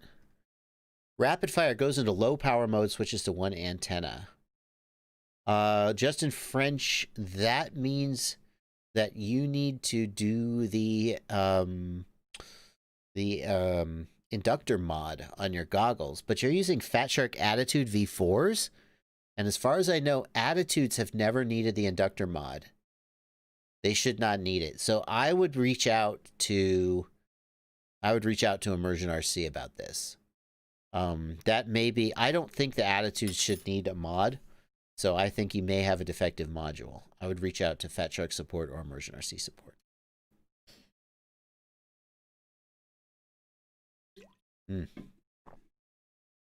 Justin French says, I did the mod. I didn't know I don't think you need the mod on attitudes. Attitudes don't need the mod. I don't think. You should ask. You should ask support because I don't think that's normal. Michael Hodge says, would you still suggest soft mounting motors? I don't know if I ever suggested. I mean, okay, maybe. Soft mounting motors was a thing that Johnny FPV. No one to this day knows whether Johnny was trolling us all and is the most masterful troll in all of history. But Johnny FPV released a video where he said that soft mounting your motors was the key to juicy flight. And everybody was like, soft mounted motors, does it work? Is it BS? And I did a video where I tested with and without soft mounted motors. And I did show with black box data that soft mounted motors had less noise. But I don't know if I ever was like, yes, and you must do it. Because like every quad I've ever had, if you soft mount the flight controller, you don't need to soft mount the motors. And soft mounted motors are a pain in the ass. Like the screws tend to work themselves out because they're not cinched down tight. It's a pain in the ass. So I don't think soft mounted motors are worth it most of the time. If for some reason you cannot soft mount your flight controller, maybe soft mounting motors is your answer, but I wouldn't like, I don't soft mount the motors on any of my quads. I just soft mount the flight controller.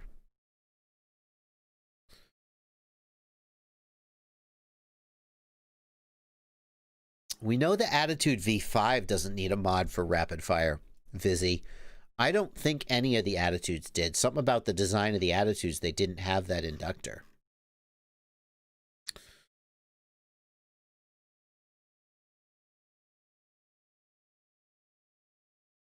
Gregory is asking about using the 2S plugs on a parallel charge board. Gregory, the safest way I know of to use the plugs on the balance on a parallel charge board is I saw a 3D printed insert that plugs in and blocks you from plugging in the wrong way. I don't know if that's still safe, but it's something. Lucario says, what's the quad you've most enjoyed flying ever? I don't know, man. I can't really pick one. You know what? I will tell you. I'll tell you the answer. The quad I have most enjoyed flying ever was my first one. My first mini quad. The frame was called the Strider. It was from Red Rotor, who none of you guys have heard of, I'll bet. It was a Red Rotor Strider. It was my first 5-inch quad. It was 2204 motors. Sunny Sky 2204 motors with 5-inch gem fan props. Actually, I flew 6-inch for a while because 5-inch, because I was on 3S. Haha! Because I was on 3S and I needed the 6-inch props to get a little thrust. And I probably had more fun flying that stupid thing. You know, like just pure love of the game fun. Because that's all it was. It hadn't gotten complicated yet. You know what I mean? So that's what I'm going to go with as the quad I have most enjoyed flying. I mean, it flew like crap. It flew like crap. I flew like crap. And nevertheless,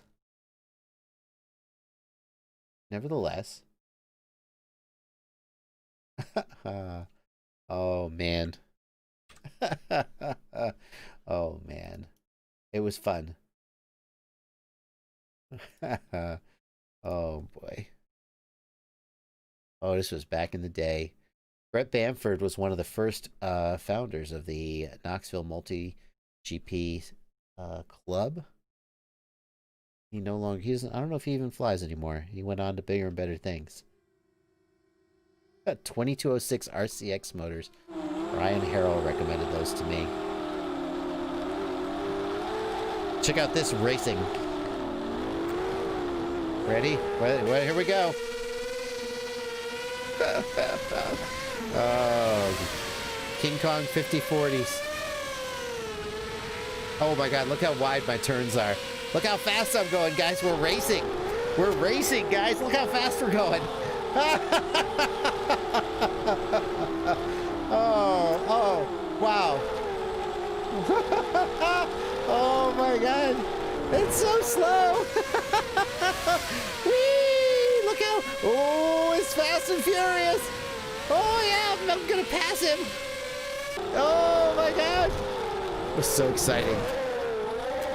Oh, my gosh. Look at me, look at me, look at that turn. Look how slow that turn is. Jesus. Is this racing? Is this really even racing? Give me a break. Oh my gosh. That's me. That's Strider right there. That's me. Oh, those were good times. That's me right here. Look at me. Oh. Woo. What's going on? I don't know. Oh, good times. Meanwhile, down. Oh, my goodness. My goodness.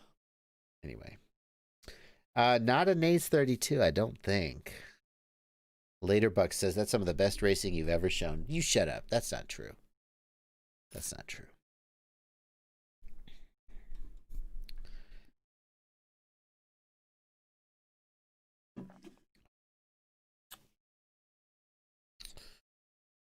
Coppertop, thank you for $5. Thanks, Bardwell, for all you do in the FPV community. Your channel's a must subscribe if you're into building quads. Well, I wouldn't say that, but since you left a super chat, I guess I'm obligated to repeat it. Greg B, thank you for $10 in the super chat. I bought an Apex and some V3 Stouts, and 2 of the 4 new motors had problems, so I decided to go with the Bardwell 2208 1650. I hope they don't have problems. I don't know why they would, but just wanted your opinion if these would be sufficient. Sure, the 2208 1650s, yeah, they'll swing a 6-inch, no problem. Don't even sweat it. Those were good. Those were good. Those were simple times. Those were simple times. Boots to Monkey wants to know, what do you think of the Mad Mushroom V2 and the Crosshair Pro from Vaz? Vaz don't make no bad antennas, but the Mad Mushroom, to me, I think you probably can do better than that older style of antenna. I don't know, maybe that's just prejudice against the older antennas, but some people say the Mad Mushroom is one of the best antennas Vaz has made. For the goggles, okay, I wouldn't put a Mad Mushroom style antenna on a quad, though.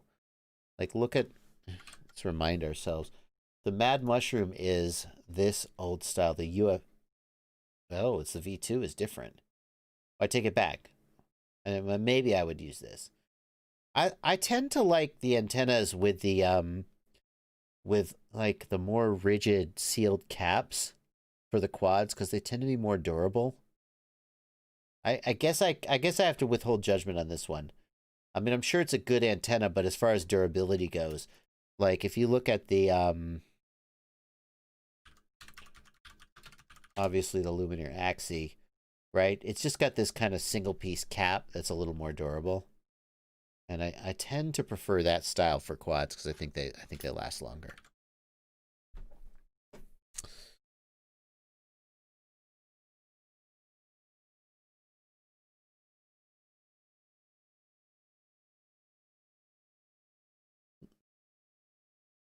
Yeah, they're fine on goggles.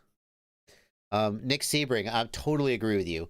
The Vaz Ion V2 is a very, very good goggle antenna. It's one of my favorites that I've used.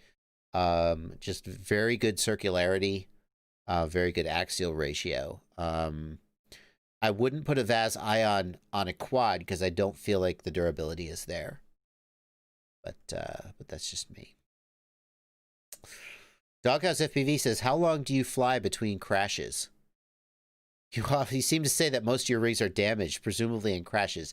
If you don't get anything sent to you for free, how much would you be spending per month on repairs? Doghouse, I don't even want to think about how much I would be spending on repairs if I didn't.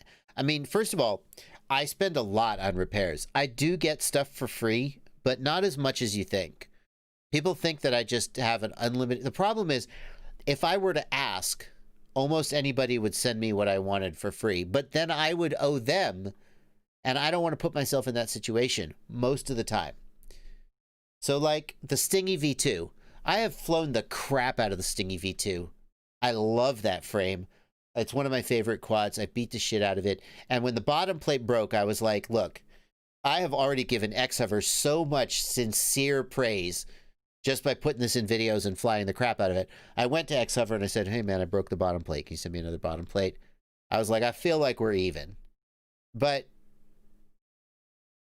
and hopefully they feel the same way.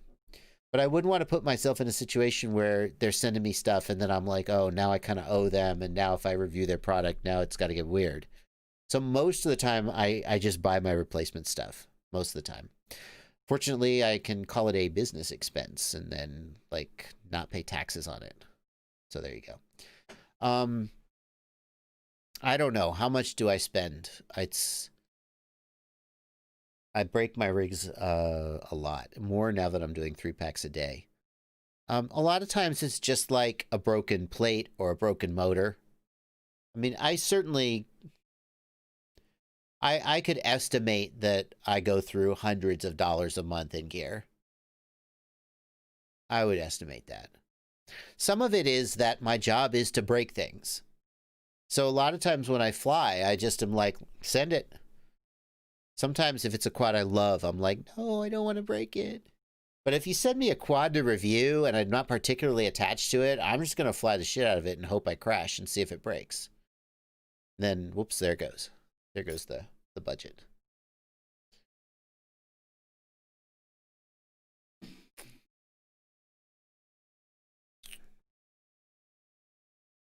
Vaz Victory. Nick Sebring says he's waiting for a Vaz Victory. I have not heard of that antenna. What is a Vaz Victory? Alex Grieve is always making new... Like, how many new antennas can you make, Alex? Like, eventually don't you run out of antenna designs? What the hell? That is interesting. Well, there's nothing to that. Look at that thing. A stubby. That is stubby. And small. What is the underlying antenna design? Wow. That's pretty well circular, too. That is really something. Wow. That is amazing. The freaking axial ratio on this is insane. Where's the right-hand gain? It's not there. Yeah, but that, oh, wow. Look at the difference between total gain and left-hand gain. The left-hand gain is so small. The axial, this is a crazy circular antenna. 0.96 axial ratio. That is a great circular, that's great. This is a great, wow. I'm so impressed with this antenna. 507RC is asking if this is for the DJI goggles. It may be. If it was for the DJI goggles, then it would be left-hand polarized, though, wouldn't it? Well, I guess you could probably buy a left-hand polarized version. I would put this on my quad. I like the most circular antenna I could possibly get for use on my quad, so that as the quad rotates, it doesn't affect the coverages very much.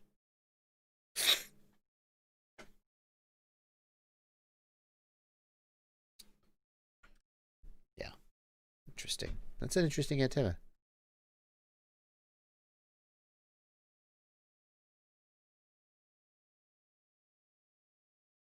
Haschenberg says, I want to paint my ORT shield antennas black. Will it affect the range? Haschenberg, it probably won't affect the coverage much at all. The number one mistake you could make would be to use a metallic paint. That would definitely have an effect.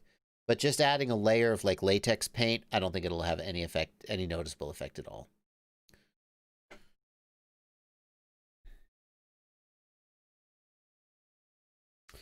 Big Data Pimp says, I've heard from a few guys recently that parallel charging is harder on packs. Parallel charging is not harder on packs as long as everything goes right. But when something goes wrong, then it goes very wrong. Okay? So people who say parallel charging is harder on packs are thinking of the situation where you've got a pack with one bad cell. And now all the other packs are like dumping current into it and it takes them forever to balance. But as long as you stay on top of it, parallel charging is fine. The problem is that many people don't stay on top of it. And then they get themselves in trouble. For people who are willing to really stay on top of their batteries, parallel charging is fine. If you're lazy, don't do it. I confess, like, as a guy with a parallel charge board with my name on it, because that's like, oh yeah, parallel charging, let's make a good one. If you look behind me, well, you can't see because the lights are off, but I got like 4 different chargers back there. And lately, because I have like 4 different chargers, when I need to charge, I don't pull out the parallel charge board. I just slap the batteries on the chargers, because then you don't have to think about it at all. And if you want to not think about it at all, don't parallel charge. But if you're willing to think about it and pay attention, parallel charging is perfectly safe.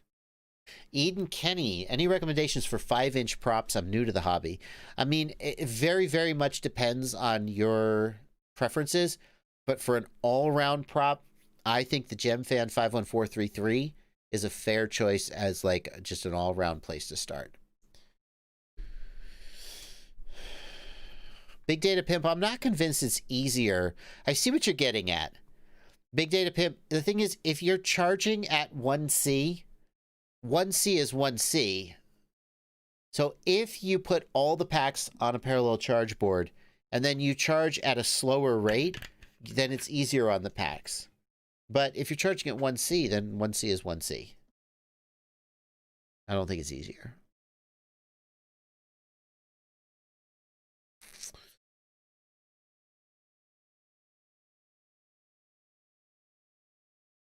Mad Fisher giving some advice about the Diatone GT349.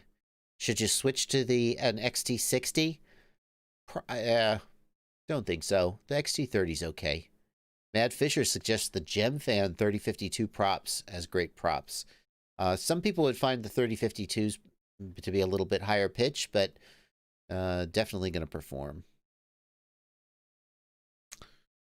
T-Motor 5150s, great prop. Rob Axelson, you think that's a great all-round prop? My gut feeling is that a 5150 is going to be a little more aggressive than some people would like. Mad Max FPV suggests the Dallas Cyclone 5046 or 5047 as a great all-round prop. You're not wrong. The Dallas Cyclone was one of the first really good budget props and is still a great prop. Just a little dated in its design, but still a solid prop.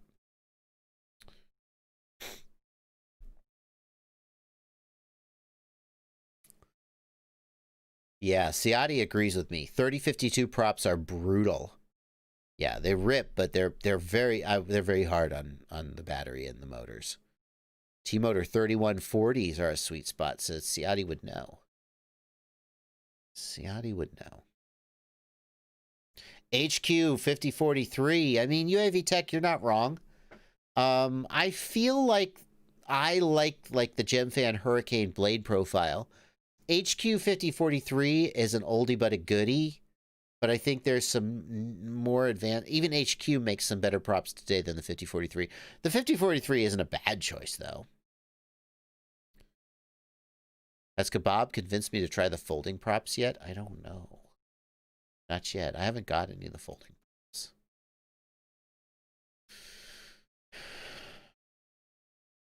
Nick Parks asks, if your motor wires are cut, how do you fix it? I don't want to just scrap my motors. I would get some race wire, Nick Parks. Buy some race wire, solder the wires to the race wire, and then use the rest of the wire to connect the race wire to the ESC.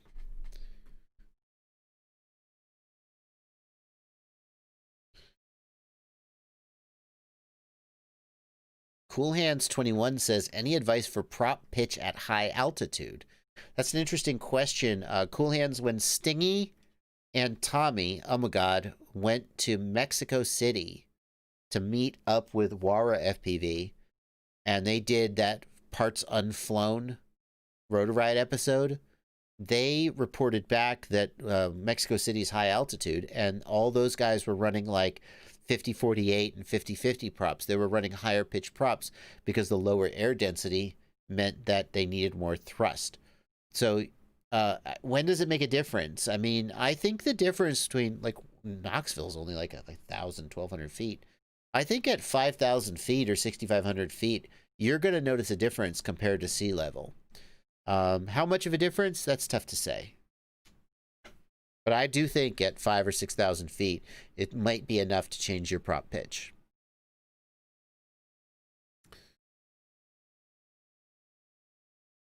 The GS tip in the Discord asks, with the Jumper T16, is it the ribbon cables only, or do the boards they connect to short out too?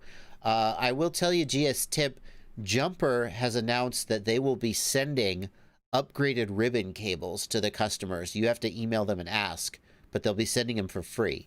That suggests that it's the ribbon cables and not the connectors. Laheen, that was the Rotor Riot channel. Let me see if I can find it for you, Laheen. Yeah, we called it, it's like Parts Unknown, like Anthony, I think it was Anthony Bourdain's show. We called it Parts Unflown. I wish we would make a series out of this. This was such a good episode. Such a good episode. So underappreciated. This should be a 200,000 view episode. This was a great episode. I feel like everybody missed the boat on this episode, honestly. It was so good. Like, it's FPV, but it's a travel log. It's meeting flyers. It's culture. I don't know. This really should have been a much bigger episode. So good. You should totally, this should be a 200,000 view episode. It's just a crime that it's not. But it didn't get a ton of views, and then we didn't do any more like it. So, there you go. Yep. Thank you. That's a deep cut. A deep cut. Only true fans know that episode. Is that kind of episode more expensive? I don't know about that. I mean, at the end of the day, this actually is probably a cheaper episode because only 2 people had to fly. When we do an episode in Orlando, 5 people fly in. You know, and then we all stay in an Airbnb. But actually, I feel like that may have been a cheaper episode because, I mean, I don't know how much they spent on it. But if 2 people go to a city and meet the local pilots and get a taste of the local culture, I think that's cheaper than if like 5 Rotor Riot pilots all go to Orlando. So.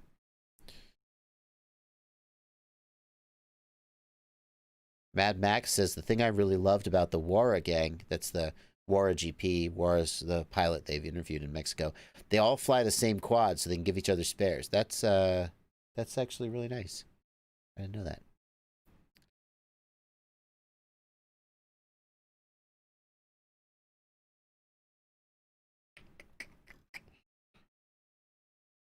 Yep. Remy Tim, that was not the episode where we got held in gunpoint. That was Puerto Rico. In Puerto Rico, we were flying a site, and a security guard came and told us to leave with a pistol. Yeah, so that was fun. The whole time it was happening, we were like, I hope I don't get shot, and I hope the camera person is rolling. Because this is going to be a great episode as long as I live.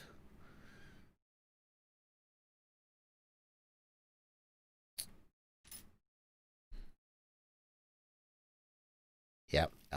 Well, we were technically we were trespassing. Technically, we crawled under a fence to get to the place we were at. It seemed abandoned, but there was a security guard, as there often is in Puerto Rico.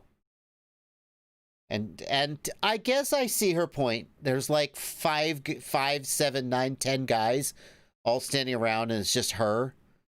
I guess I see why she was like, I'm going to get the upper hand here. I feel like it was a little too much. Like it was unnecessary, but yeah. What are you going to do?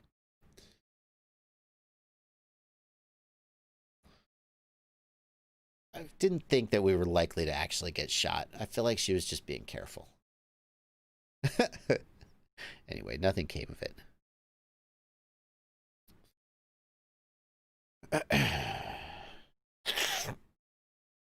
I have, Ezekiel, I have been to Puerto Rico. We did some Rotor Riot episodes in Puerto Rico. I also have a vlog from Puerto Rico. If you search my channel for Puerto Rico, you'll find it. We had a fantastic time there, and that experience didn't in any way give us a negative impression of I mean, I can only speak for myself, but I was like, okay, you know, you trespass, you get kicked off at gunpoint.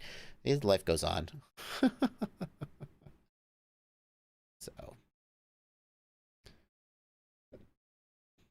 I didn't really think we were going to get shot, but I guess you just don't know. Like, you don't 100% know.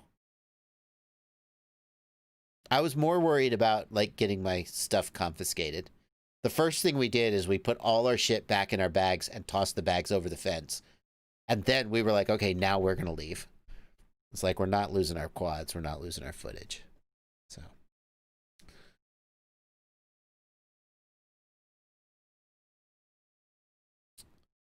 So, anyway, what were we talking about? We got 20 minutes of live stream left. Air map, the office is burnt down in Santa Monica. Is that, is that because air map pissed off some protesters, or is it just a random fire? Okay.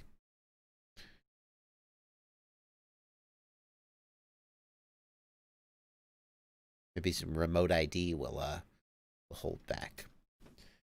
What email do we email Jumper at? TechnoFPV wants to know, what email do we email Jumper at? Check it out, my man. Here you go, TechnoFPV. Yeah, the people we met in Puerto Rico were amazing. Yeah. Puerto Rico was awesome. Yeah, it was a great experience. If you're getting yelled at by someone, would you say it's best to put the quad down out of sight somewhere where you think you can find it later? WF flag, I can only speak for myself. If someone approaches me while I am flying, I would usually fly over and look through the quad and see what's up. That depends a lot on where you're at. You generally don't want to be flying by yourself in public. I would prefer not to have goggles on when I don't have someone with me, because like then I've heard stories of people getting hit. I've heard stories of people getting their stuff stolen. It feels to me like the thing I'd want to do is get the quad back and evaluate the situation and land the quad safely. That's to me, I wouldn't want to put the quad down out in the field. Like, I've had police officers approach me while I was flying. At one point, I was flying in a parking garage, and it turns out the parking garage was on state property. I thought it was private property, but it was state property. I didn't know this. It was like, anyway, don't worry about it. And so the state police came up and were like, hey, what's going on? And they were completely cool. But as they come up, they're like, hey, what's up? And I'm like, I can tell that the cops just rolled up, even though I have the goggles down. And I'm like, yeah, cool. Do you mind if I bring it back? And they're like, sure. And then I brought it back and landed it and then talked to them. We'd have to evaluate the situation. There certainly are situations where you might feel that you need to get the quad down right now and get your goggles off. I mean, somebody's giving you a hard time and you feel like you're in danger, smacking them in the head with the quad might be the smartest thing to do. I'm not advising that. I'm just saying. So, yeah, Larry says kids come up and push your sticks. Like, that's why you probably need somebody who doesn't have goggles on at least a little bit when you're flying. This depends on your situation, though.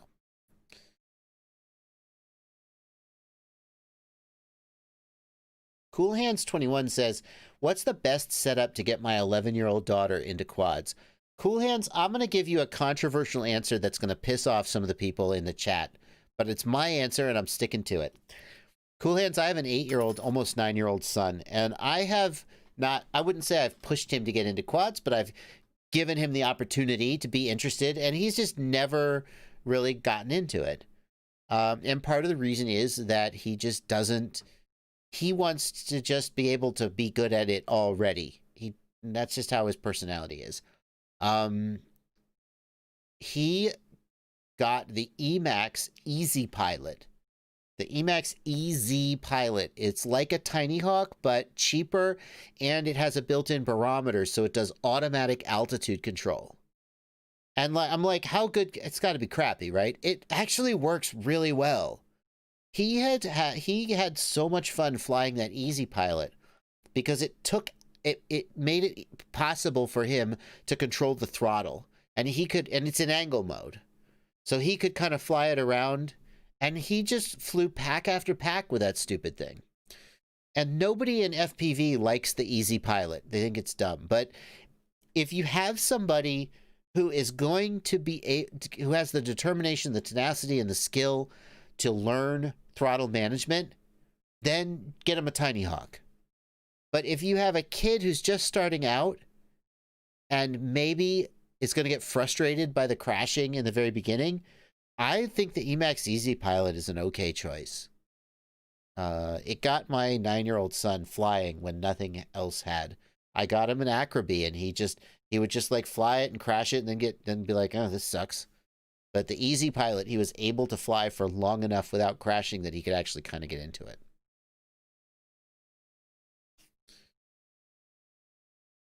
So that's what I would say. Lynn Watkins wants me to describe the Tyro 119 in 2 minutes. I have no idea why, Lynn, why you want me to do. I don't know what you're trying to get out of that question. Like, it's not a technical question. It kind of feels like we're doing a personality profile to see if I'm an android or not. How would you feel if you saw a Tyro 119 being crushed by a car? You know, and then like in Blade Runner, we see if I have the right affect. I don't know. How would I describe the Tyro 119 in 2 minutes? Cage Drummer says, my 4-year-old flies Acro 5-inch. Yeah, I mean, if your kid can fly Acro, like some kids will just pick it up. My son just wasn't one of those. If you can fly Acro or Angle, that's what you should do. But, yeah. How could I put altitude hold like Easy Pilot on my niece Ashley's Gecko with barometer? P.S. Ariel, if your flight controller has barometer, Betaflight, does Betaflight have altitude hold mode? I don't even think it does anymore. If you have Betaflight, I think you need iNav.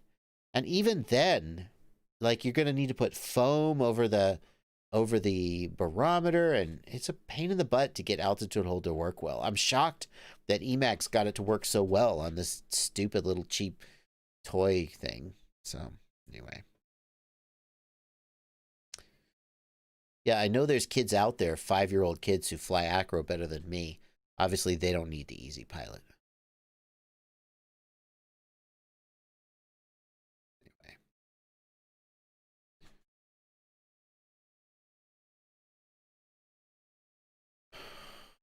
Nick Sebring, that's right. Even when Betaflight did support altitude hold mode, it sucked. That's my memory too, Nick. I didn't want to speak ill of the dead, but yeah. Woo! It's 9:49. We're coming up on 10 minutes till the end of the stream. My stream ends at 10 p.m. in about 10 minutes. But Aaron Ciotti is going to be coming on after me. Ciotti has been doing what he's calling the Quarren stream. He's been doing, I think he's up to almost like 29, 30 days of consecutive streaming. I hope it's going well for you, Ciotti. I hope you're making a ton of money. I say that because, well, just because I wish Ciotti the best, but also a little while back, Ciotti announced that he had lost his job. I mean, that's public info. I hate to say bad things, but it did happen. And now he's been quarantine streaming for like 30 days. And I said to him, look, Ciotti, you should go full time. He was like, you think I should? I was like, if not now, when? And then he did a quarantine stream for like 30 days. And I hope he's just making a ton of money and he'll never look back. Anyway.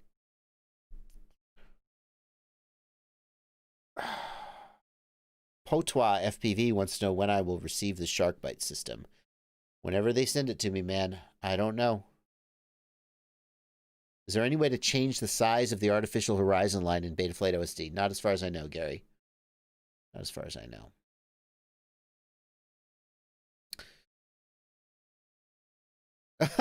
Ciotti says, well, I've actually gone backwards on the money thing, but I've been having a blast. No! Surely you can't be making less money live streaming every day. Oh, but you've been doing giveaway prizes. I see. You've been doing a ton of giveaways, and those prizes don't come for free. So, you gotta spend money to make money, I guess. I don't know. Well, I hope you're doing well, my friend. And Ciati is going to be streaming in about 10 minutes on his channel. Sorry, guys. My shoulder. Something about the way I hold my shoulder when I stream. I guess I kind of hunch a little bit. And then at the end of the stream, my shoulder is super stiff. So I apologize if I'm like, what am I doing? That's my shoulder.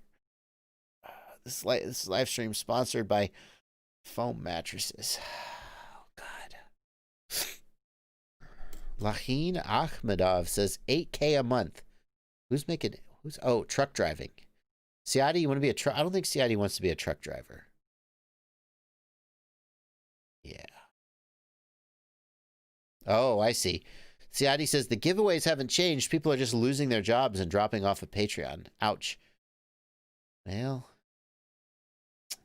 it's tough, man. Will the shark bite work on the Attitude V5? Asks Pickle Rick. Pickle Rick, I don't think the Attitude V5 has an HDMI input, so a no is the answer to that. Coppertop's family is a mattress store. Oh, thank you, Coppertop. I am thinking about... I've had the same mattress for... I think I'm going on like 20 years now. I mean, it seems fine to me. But then my shoulders really hurt, so maybe I need a new mattress. I don't know. Coppertop, where is your mattress store? Because if it's not like in the Knoxville area, I'm not sure you can help me.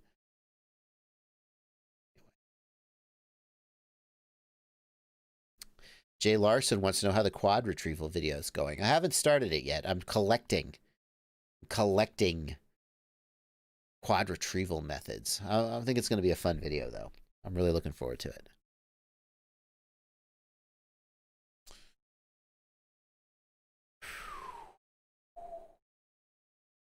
Get a new mattress. Your body... See, I know.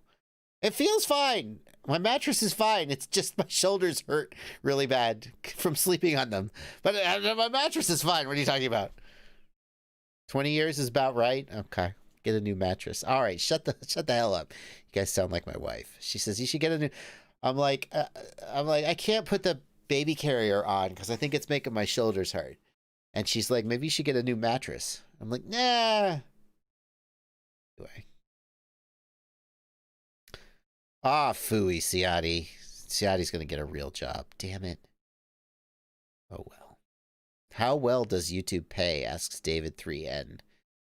That is a widely variable question, friend. You know who does pay well, though? Are my patrons. My patrons. You know, in this crazy, crazy world, I can rely on a few thousand people who give a little bit a month. And even when the YouTubes go up and down, the patrons keep me going. So thank you, patrons in the Discord and everywhere out there. What size props should I start worrying about balancing them? Asks Cool Hands. Cool Hands, I would not think about balancing a 5 or 6 inch for sure. Any 5 or 6 inch prop that wasn't sufficiently balanced from the factory, I just never buy it again, and I'm going to buy something else. Time goes on. The thing is, by the time you get to the point where you don't regularly break the props, then they might be worth balancing. See my point? If you break the prop, never balance a 5-inch prop because you're just going to break it. Why bother? So, Roger FPV asks, have you had any issues on the TBS nightly build with Crossfire Shot? I have not. No issues at all. That doesn't mean you won't have issues, but I have not had any issues. Flying Junkies wants to know, will HD stabilized video ever make it into the Caddx or RunCam? Is there some legal issue holding them back? Well, I mean, Flying Junkies, the RunCam Orange 5 has image stabilization, and it's kind of crappy. It's just hard to do well. So that's the answer. It's just hard to do well. Larry, KD2RDH Larry wants to know if I still recommend the V-Fly buzzer. Yeah, for me, the V-Fly Finder V2 is the right balance between size, weight, and loudness. The V-Fly Finder V2. The Hellgate is the smallest. The Lucky Box buzzer is kind of in the middle. It's not quite as small as the Hellgate, but not quite as loud as the V-Fly. To me, I like the V-Fly. The V-Fly Finder V2. Yeah, License to Drive reminds us that the Caddx Tarsier also has stabilization, also crappy. There are lots of cameras out there with crappy stabilization that you basically don't want to use. The GoPro with Hypersmooth is one of the only ones to have really, really good stabilization. The Insta360 also has very good stabilization. Flow state is quite good. But yeah. Am I ever going to fly a wing? Asks Atheril. I have flown a wing way back before I had a YouTube channel, Atheril. Way back when. I don't know if there are all kinds of... Where's my wing? I remember. Oh, I remember all these videos that you guys don't know exist. Oh, it's public too. When did I upload this? I don't know when this is uploaded. Have I ever flown a wing? Oh, let's not put any music on here, please. Copyright, copy strike, copy strike. Here's me flying a wing with my Mobius camera.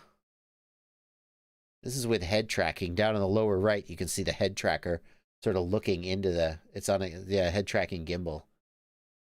There you go. Redbeard the pilot says his Osmo Actions rock steady stabilization is also very good. Yep.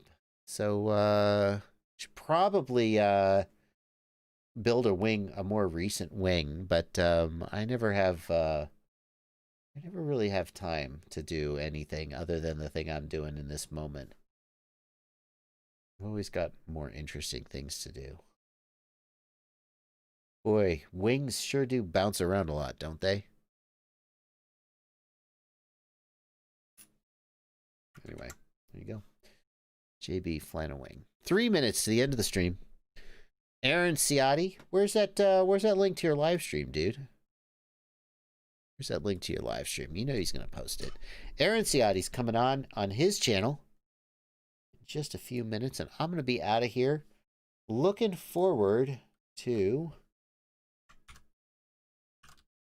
this week. It's going to be a busy week on my channel. I got a Betaflight 4.2 setup video. I'm putting a BL Touch sensor and a silent mainboard on my Sovol SVO1 3D printer. My new product roundup and giveaway, which I do at the beginning of every month. Radio Master TX16 content coming. And my 3-packs a day, which I'm just putting out 3-packs a day once a week. That's what it's settled into the Friday time slot. I'm still doing 3-packs a day, most every day, not every day, but most every day. But I can't put, like, every day, put it out. But I'm kind of just settled it in to the Friday time slot. So we'll be doing that on Fridays for the foreseeable future. Ciotti's posting a link to his Quarren stream. Looking forward to that. I hope you guys stick around. Go over there and throw a couple super chat bucks at Ciotti as well, if you've got it. And, yeah. That's it. We're done, guys. Timbo FPV, I'm with you, my friend. What's the point of wings? Wobbly, slow, bulky, they're fine for line of sight, but I don't know about FPV. But, I mean, some people love them. I like multi-rotors, though. All right, guys. Thank you guys so much for coming out. Everybody take care of yourself. There's a lot of crazy things going on out there. Thank you for spending a couple hours with me. Hopefully, forget about some of the crazy things that are going on, or, you know, whatever. That's what you're into. And I will see you next Sunday. Sunday at 1 p.m., Monday at 8 p.m. Eastern. And look forward to making some more content and answering your questions for the rest of the week. Post that link one more time, Ciotti, and I am going to get out of here. Good night, everybody.